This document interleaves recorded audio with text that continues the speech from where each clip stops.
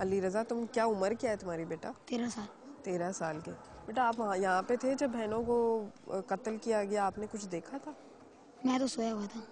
तो जब सुबह उठे तो देखा बहनें मरी हुई थी? हाँ, तीनों यहाँ पड़ी हुई थी, निकाल के ना चारपाई के ऊपर रखी हुई थी। क्या बहनें क्या करती थी घर में? प्यार करती थी तुमसे? हाँ, क्या करती थी बताओ, कोई चीज़ें, कोई अच्छी चीज़ें बताओ उनकी। मेरे को तो अभी याद नहीं, मैं भूल भूल गया। चलो, तुम, मुझे पता है कि तुम परेशान हो, तुम सोच रहे हो कि मीडिया आ गया है तो तुम इसलिए कोई बात नहीं करना चाह रहे। अच्छा बताओ, कौन सी क्लास में पढ़ते हो? 2 क्लास में। क्लास 2 में पढ़ते हो? कौन से स्कूल जाते हो? इधर कुंडली मान में। इधर वहाँ यहाँ पे जाते हो?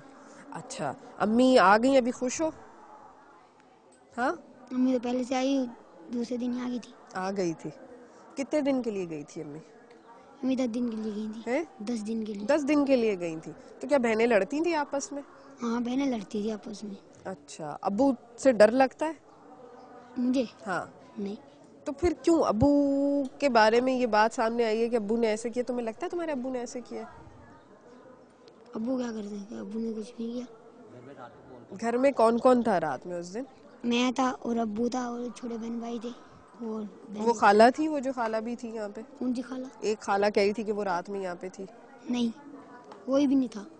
तो फिर खाला तो तुमने सुबह कोई गई। आवाज नहीं सुनी, कोई चीखने की, कोई बोलने की, रोने की? मैं तो सोया, मैं सोया था, मेरे पास छोटा वाला भाई ये मेरे साथ ये चारपाई के ऊपर सोया था। यही चारपाई पे सोए हुए थे? हाँ, ये चारपाई के ऊपर मेरा बस सोया हुआ था, ये छोटा वाला मेरे साथ। ये छोटा साथ में तुमने कुछ भी नहीं देखा? क्योंकि घर में कितने कमरे हैं? एक ही तो कमरे। बस एक ही कमरा एक है। ही कमरे। तो फिर जब एक कमरा है तो तुम्हें कुछ नहीं पता चला कि 3 बहनों के हाथ पैर बांधे हैं, उनको डबो रहे, तो उन्होंने कोई चीख नहीं मारी, कुछ रोई नहीं वो? मुझे आवाज ही नहीं है, मैं तो बेहोश होकर सोता हूँ। बेहोश होके सोते हो? तुम्हें खाने में क्या खाया था उस दिन रात में? हलीम। हलीम खाया था? हलीम कहाँ से आया था?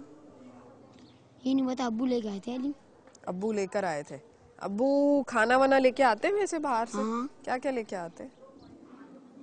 रोजाना हलीम लाते थे। जब मम्मी कहती थी रोजाना हलीम, कभी सेवइयाँ पका लेते, कभी हलीम पका लेते, हलीम लाते। अच्छा, बहनों की क्या चीज़ याद आती है?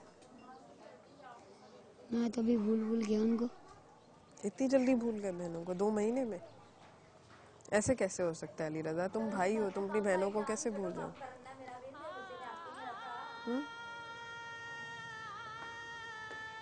नाज़रीन, वैसे तो महसूस होता है कि नन्हे अली रज़ा के पास कोई जवाब मौजूद नहीं है, लेकिन मैं आपको वो जगह दिखाना चाहूँगी।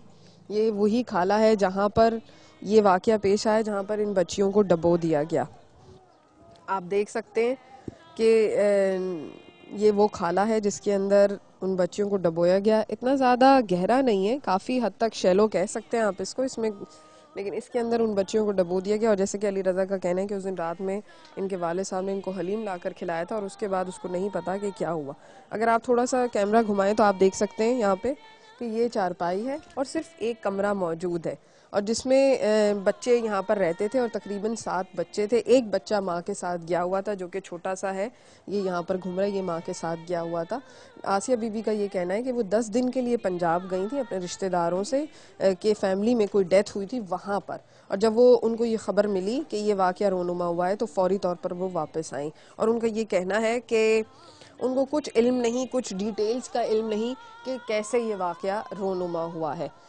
खाना बाहर ही से खाते थे लाके? कभी घर पे पका लेते, कभी बाहर से ले आते थे।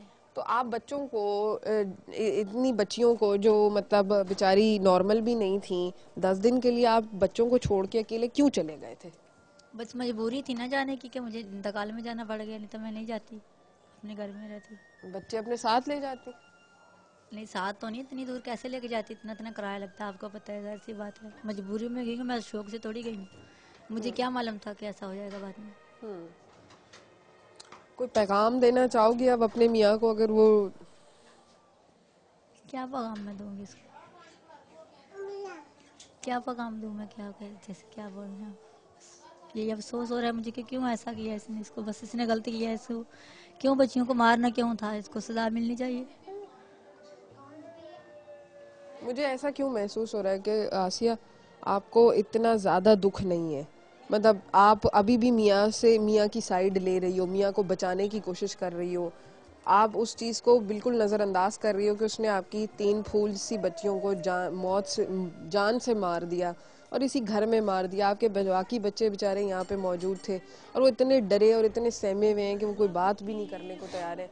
आप माँ हो, आपको स्टैंड लेना चाहिए अपनी औलाद की खातिर। तो मेरी बहन, मैं अभी क्या कर सकती हूँ? मुझे ये बताओ कि मैं मरने वालों को रहूँ या मैं जीने वालों को रहूँ? मेरी तो जिंदगी अजाब बन गई है। आप खुद एक बहन हो, सोचो जरा, क्या मैं करूँ या क्या नहीं करूँ? मैं तो खुद परेशान हूँ, मेरी तो कुछ समझ में नहीं आ रहा। बहुत शुक्रिया नाजरीन, आपने सुना आसिया बीवी की गुफ्तगू, क्योंकि उसका ये कहना है, मैंने जब उनसे ये सवाल उठाया कि आप माँ हो, माँ की पैरों के नीचे जन्नत होती है, माँ हर किस्म की मुश्किल से गुजर सकती है लेकिन अपनी औलाद के ऊपर आँच नहीं आने दे सकती, लेकिन उसका ये कहना है कि मैं मरने वालों को रूं या जो जी रहे हैं उनको संभालूं, उनके लिए रूं। तो इस पैगाम में काफ़ी सवालात छुपे हुए हैं जो कि शायद देखने वाले महसूस कर सकते हैं कि शायद she is under lot of stress, lot of pressure. अब वो प्रेशर और स्ट्रेस कहाँ से आ रहा है? अब बच्चे से भी हमने गुफ्तगू की, वो आपने देखा, बच्चा भी जवाब देने की पोजीशन में नहीं है और काफ़ी सहमे हुए बच्चे महसूस हो रहे हैं, घर वाले काफ़ी सहमे हुए हैं। लेकिन मज़ीद लोगों से गुफ्तगू करेंगे, कुछ और फाइंडिंग्स निकालने की कोशिश करेंगे। मेरे साथ